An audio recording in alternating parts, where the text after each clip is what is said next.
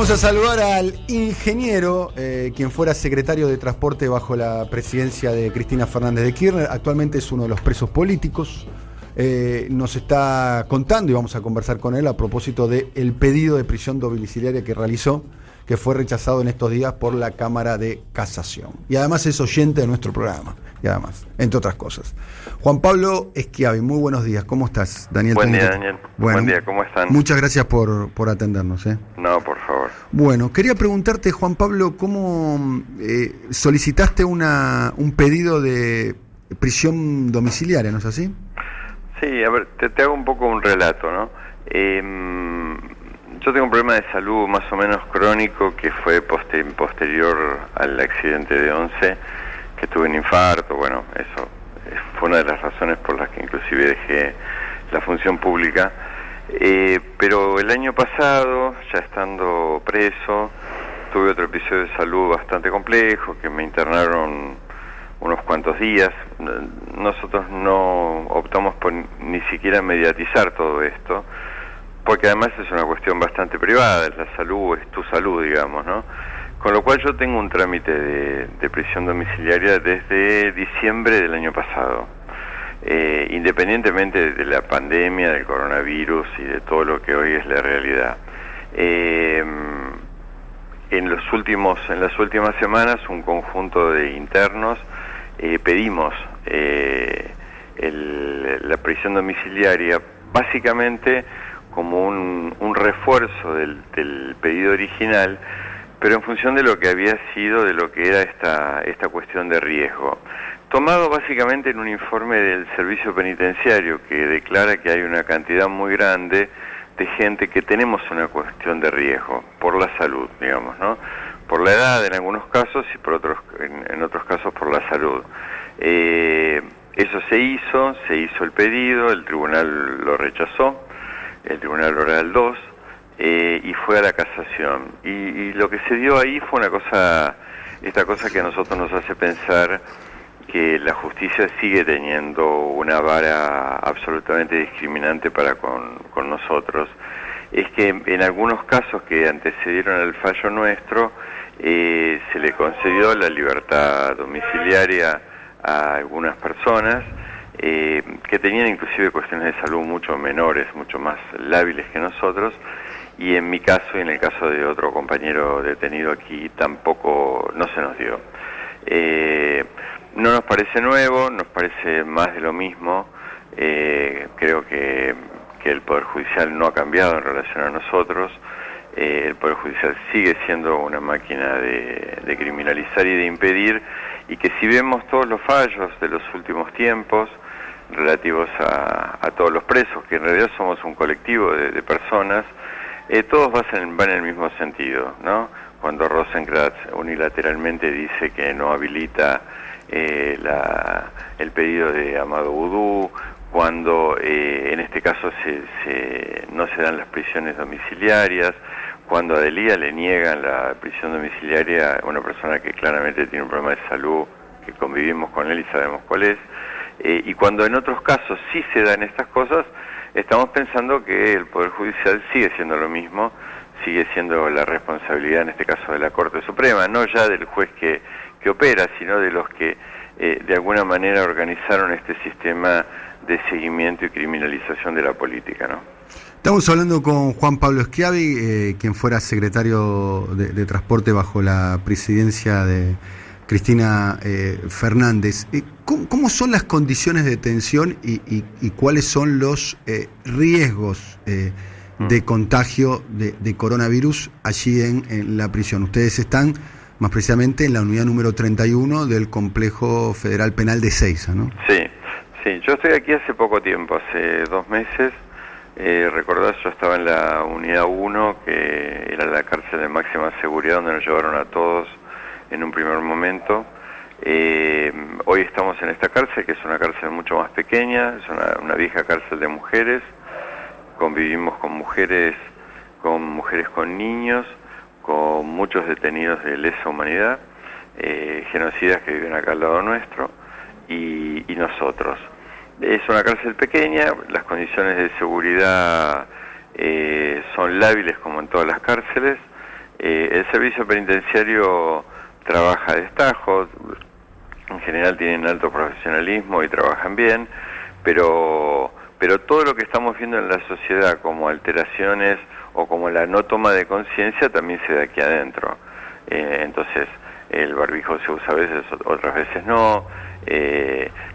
Recordemos que nosotros los presos fuimos los que pedimos unilateralmente que no vinieran más visitas a esta cárcel, porque teníamos miedo por nosotros y por nuestras familias, porque las condiciones son precarias, o sea, estamos en un lugar pequeño, convivimos gente grande, adulta, en general todos en esos listados de personales de riesgo estamos todos, tenemos muchos de los que estamos acá, con lo cual la entrada de una enfermedad acá sería un drama.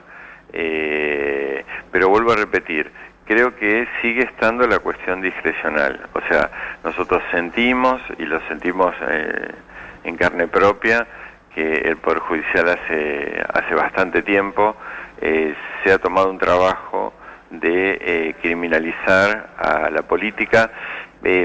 Recordemos una cosa, Daniel, hay 300 o 500 exfuncionarios o ex colaboradores nuestros que están procesados. Quizás nosotros somos la cara más visible, o la cara más visible y más central es Cristina Fernández de Kirchner, que tiene 6 juicios orales en trámite. Pero en realidad ha habido una política muy dirigida hacia eso, que nosotros sentimos que en estos detalles, en estas cosas donde afectan a la humanidad, el Poder Judicial no ha cambiado. Estamos hablando con Juan Pablo Schiavi. Vos estabas hablando recién de la persecución de la política. Yo doy un poco más de precisión. Es la persecución de opositores al gobierno de Mauricio Macri, durante el periodo del gobierno de Macri, ¿no? Y luego ahora la persecución a personas que pertenecen al espacio político del oficialismo actualmente. Te pregunto puntualmente, en este programa nosotros zanjamos la diferencia, la discusión semántica sobre presos políticos y persecuciones arbitrarias, nosotros la zanjamos, para nosotros son presos políticos y lo fundamentamos en ese sentido. La pregunta puntual es, ¿qué cambió con el gobierno de Alberto Fernández en cuanto a la situación de los opositores al gobierno de Macri detenidos? En relación a las condiciones de encarcelamiento, las cuestiones carcelarias, nosotros sentimos una mejora. Hemos tenido presencia del Estado en algunos de sus funcionarios que vinieron aquí a hablar con nosotros. Recordá, Daniel, en la etapa anterior habíamos superado la etapa del vejamen, pero vamos a poner los casos de los presos más antiguos. Lázaro Báez y Ricardo Jaime estaban sometidos en un primer momento a estar desnudos mucho rato del día, requisas mañana, tarde y noche. Nosotros hemos tenido regímenes de criminalización mucho más duros en la otra presión. Eso hoy no existe, aquí no lo vemos, ese cambio está en relación a lo que es la política. Lo que yo creo es que esa discusión, que concuerdo contigo que es una discusión estúpida y banal, implica que los responsables de esto, que son los que montaron el sistema del lawfare, los que permitieron que el embajador de los Estados Unidos dijera que iba a venir a la Argentina a ordenar la cuestión judicial, los que recibieron al juez Moro en el Palacio de Tribunales, los que ordenaron la cometida de Irursun, el seguimiento que nos hizo a todos nosotros el juez Bonadío, etcétera, etcétera, siguen estando y no han cambiado su postura, no han cambiado su posición, y creo que cuando muchos compañeros vienen acá y nos preguntan y nosotros decimos, bueno, es la Corte Suprema, acá la Corte Suprema tiene una responsabilidad, ellos son la cabeza de un poder del Estado, y que en realidad lo que creemos es que hoy están más silenciosos, pero si nosotros analizamos los fallos, el mismo tribunal que a mí me negó la prisión preventiva es el tribunal ante el cual Cristina Fernández de Kirchner les dijo, yo sé que ustedes tienen firmada mi sentencia y algún día van a tener que dar explicaciones.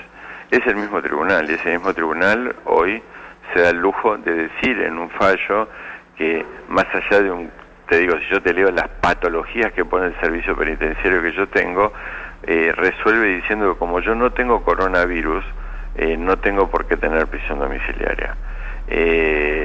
Lo cual habla de una tendencia y de una grosería política muy grave, sumado a que nosotros hemos visto el saqueo de los últimos 4 años y también vemos que no hay ningún funcionario del gobierno del ingeniero Macri que tenga ni siquiera un roce judicial.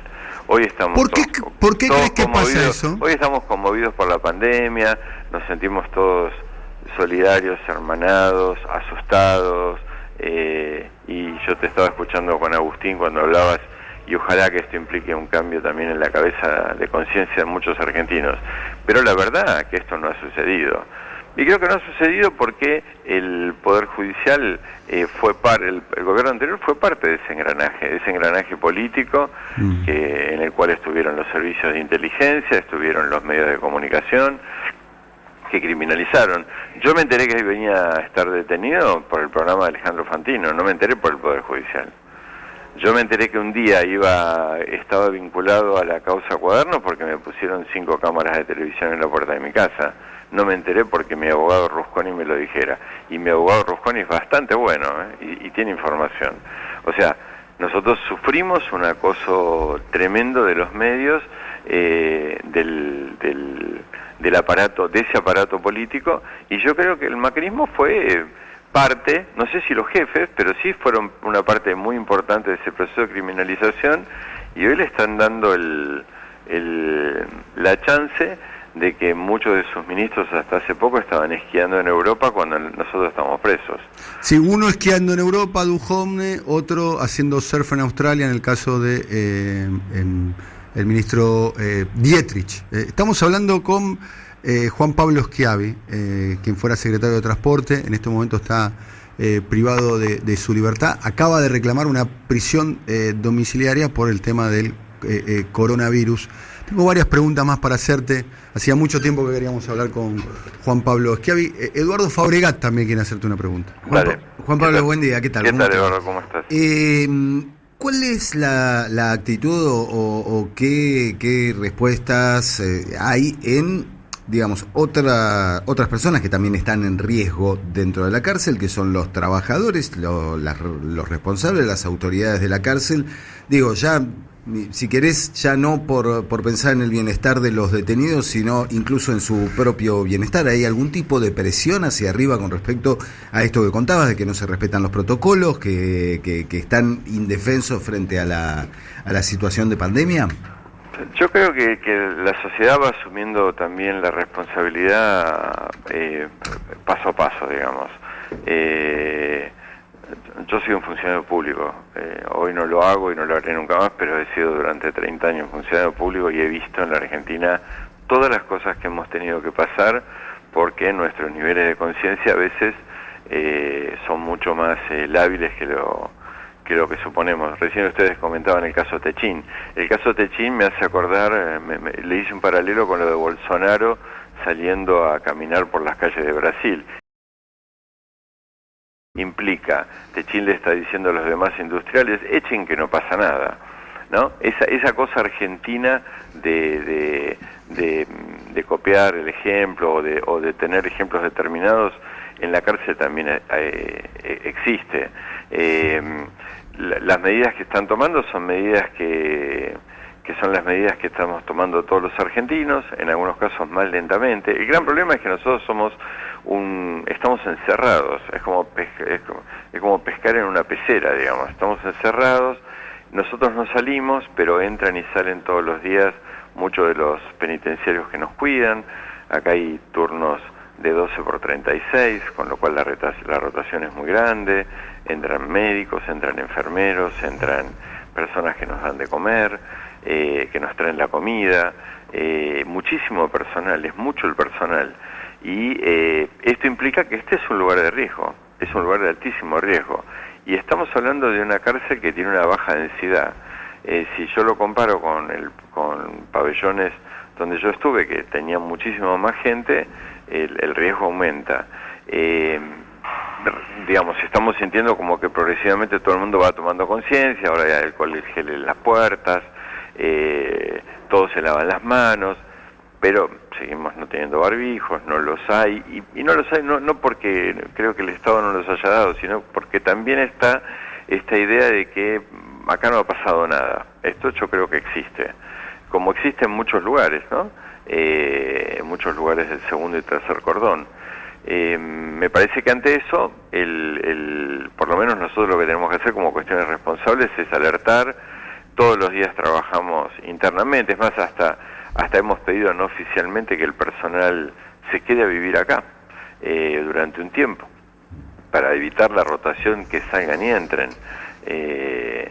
Otra cuestión es lo de las tarjetas telefónicas. Nosotros tenemos estos teléfonos, ustedes me están llamando a mí, pero no todas las cárceles tienen esto. Las cárceles en general, los presos llaman para afuera. Tienen un teléfono público, ¿no? Es un teléfono público como los viejos. Y con una tarjeta llaman para afuera, ¿no? Para afuera. Bueno, tarjetas se consiguen poco, y hoy es bastante difícil entrar cosas acá, porque la gente también tiene dificultades para llegar a este lugar.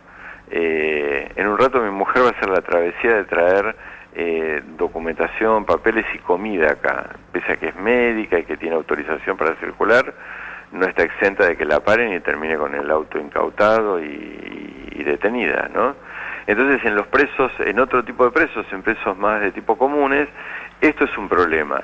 Y pareciera como que, el otro día creo que lo dijo Amado en tu programa, las telefónicas no escuchan, y en este caso sí, creo que el gobierno debería tener una medida como laudatoria, como está planteando esto de Techín, decir, muchachos, dejen de ganar por un mes plata con que liberen los teléfonos y que liberen los teléfonos, porque o que repartan tarjetas. Exacto, nos repartieron una tarjeta de 100 pesos, ¿sí? Que es un gesto, pero 100 pesos llamando a un celular es nada, ¿no?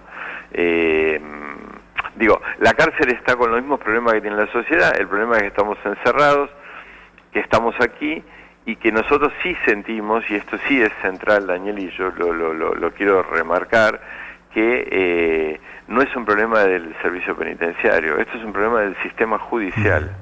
El servicio penitenciario se tomó un trabajo de ver todos los presos del país y decir cuáles tenían problemas y cuáles no tenían problemas. Yo convivo con Carlos Bertoni. Carlos Bertoni es el hermano de Daniel Bertoni, hermano gemelo del jugador de la selección, que se le ha muerto la mamá hace unos días y que ha sufrido mucho, que tiene una enfermedad crónica, y tiene 65 años, y en este momento lo veo que está preparando el mate. Y debería estar en su casa, porque tiene muchos líos de salud y muchas complicaciones, está en ese listado. Bueno, hay un juez que le debe resultar una cuestión normal no hacerlo. Entonces la sensación que nosotros tenemos es que la sociedad está involucrada, el ejército se involucra con la sociedad, muchos medios de comunicación se involucran en cadenas de atención, y el Poder Judicial está mirando al otro lado y juega al póker con nosotros. Bien, estamos conversando con Juan Pablo Schiavi. Acá un oyente me destaca, ¿sigue siendo el titular del Servicio Penitenciario Federal el mismo que había durante el gobierno de Macri? Sí, y yo te diría que, y tengo que ser, que me hago cargo de lo que digo, es de los que escuchan, y está trabajando, y ha hecho muchas de las soluciones las ha propuesto él. Yo no tengo, por eso digo, con el Servicio Penitenciario, yo no tengo... es la primera vez que estoy detenido de manera legal en la Argentina, con lo cual no tengo mucha experiencia, pero digo, me parece que han tomado la mayor cantidad de medidas posibles, pero la sensación que tengo es que a veces sentís como que falta un poco de política, ¿no? Bien, últimas preguntas para conversar con Juan Pablo Schiavi, que hacía mucho tiempo queríamos conversar con él. Vos sos un veterano a esta altura de tu vida, militante político, comenzaste a militar a los 14, 15 años, ¿no? Sí.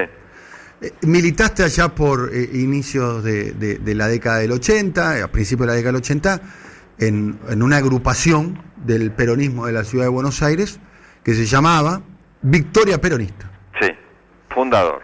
Fundador de Victoria Peronista. Sí, Decime, uno de tantos. Como hincha de Boca que sos, viste, cuando se relata las formaciones, tirame, si querés, Sí. la formación de Victoria Peronista inicial. Y Victoria Peronista era, en esa época, era Valdés, Argüello,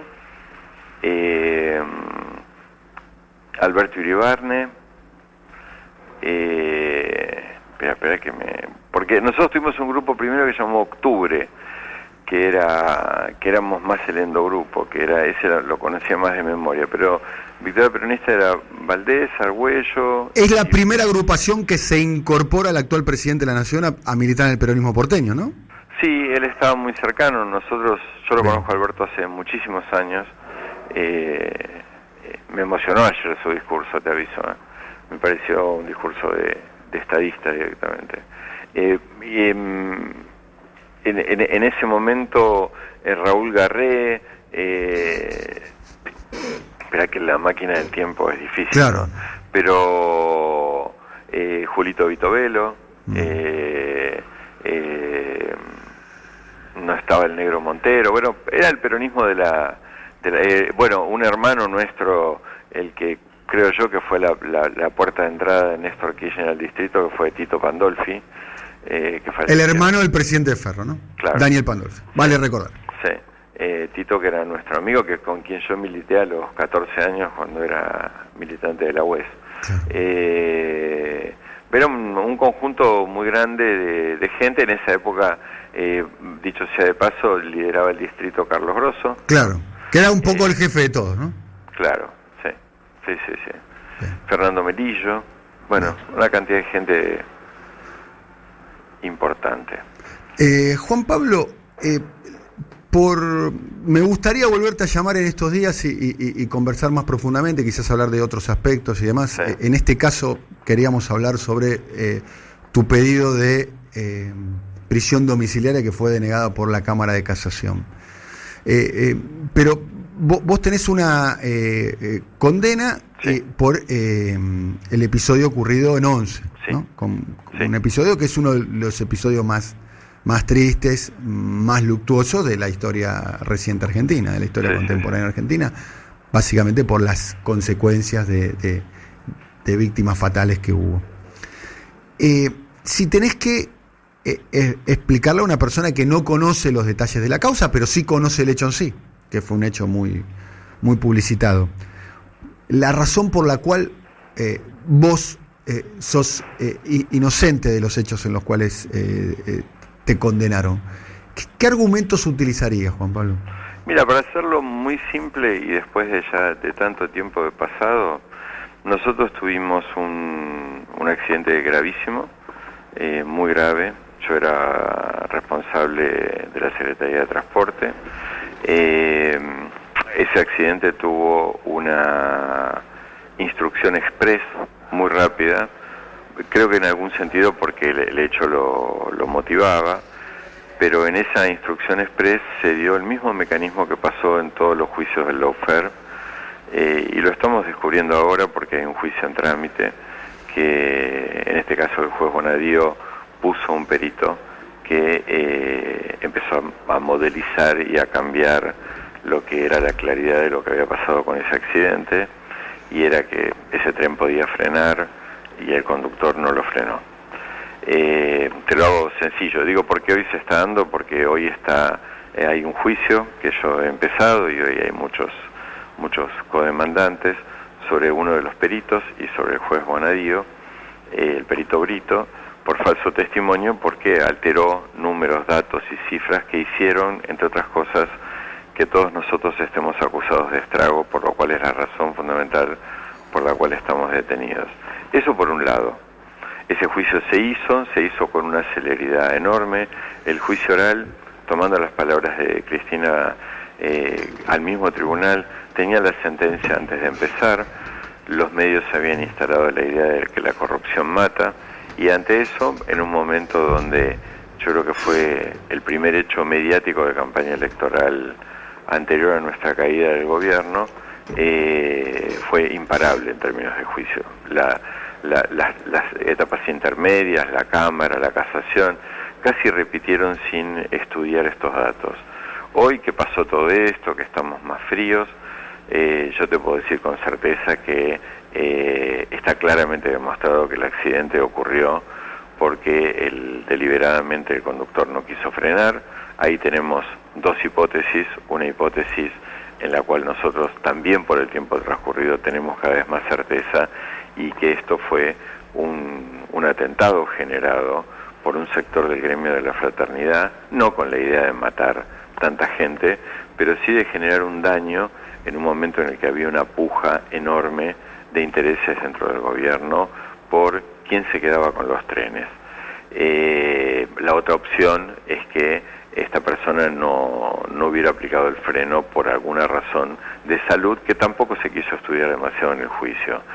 Es bastante difícil explicar todo esto cuando vos tenés una condena mediática, que de hecho existe. O sea, yo no puedo competir con Romina Mangel, con Ernesto Tenenbaum, con tantos comunicadores que todos los días se dan una opción determinada. Pero es un tema que, por eso nosotros no queremos un indulto, nosotros queremos la revisión de las causas. Nosotros queremos que se revisen las causas porque sabemos que en las causas hubo lawfare desde siempre, que esto no empezó en el año 2016, que empezó mucho antes, que nos plantaron pruebas, que plantaron gente, que compraron peritos, que el perito Cohen dialogaba con los peritos que estuvieron en 11, y que este sistema ha sido un sistema terrible para echarnos del gobierno y que no volvamos nunca más. Esto es lo que yo creo, y es a título personal te lo estoy diciendo. Vos sabés que yo no estoy hablando mucho públicamente, no he hablado hace muchísimo tiempo, pero yo creo que esto fue así, y que esta causa es una causa testigo, y es la causa más compleja porque está en el medio de una tragedia enorme que ha llevado una enorme cantidad de vidas inocentes y que ha tenido consecuencias. Murió muerto de una muerte absolutamente sospechosa el testigo principal, que era quien le había entregado la locomotora al conductor. Murió mi subsecretario de Transporte de un infarto. Murió una de las madres más protagónicas de los familiares. Ha muerto mucha gente y se ha enfermado mucha gente por eso. Como tiene tanto dolor, es difícil buscar el camino de la verdad. Pero sí te puedo decir hoy, estando detenido y después de muchos años de esto, la justicia no hizo absolutamente nada por encontrar la verdad. De hecho, el juez Lorenzetti dijo en el año 2016, ante la tragedia que han sufrido los familiares, nosotros tuvimos que buscar un tribunal que sea capaz de juzgar esto para que no exista otra tragedia. Con lo cual, el presidente de la Corte admitió que no hubo una elección de un tribunal, sino que eligió un tribunal ad hoc para juzgar este caso. Son temas muy graves. Como la muerte está en el medio, parece hasta una cuestión de vanidad de hablar de esto, pero son cuestiones muy graves que ojalá podamos, con un accionar lógico de la justicia, poder revisar estas causas como la de todos mis compañeros que están presos conmigo. Te recuerdo que en el caso de 11 no estoy preso solamente yo, somos 20, muchos de los cuales están acá, otros están en prisión domiciliaria y hay gente que ha sufrido muchísimo. Juan Pablo, te mando un abrazo muy grande y espero dártelo pronto. Un abrazo grande. Un cariño grande, Daniel, gracias. Hasta luego. Es Juan Pablo Schiavi conversando con nosotros, quien fuera secretario de Transporte. Un pedido de prisión domiciliaria que fue denegado y bueno, un testimonio importante. Sí, para dar cuenta de lo que dice la cuestión judicial. Como vos decís, es algo está intacto. No le tocaron un tornillo. No le tocaron un tornillo, ni a la justicia ni a los medios.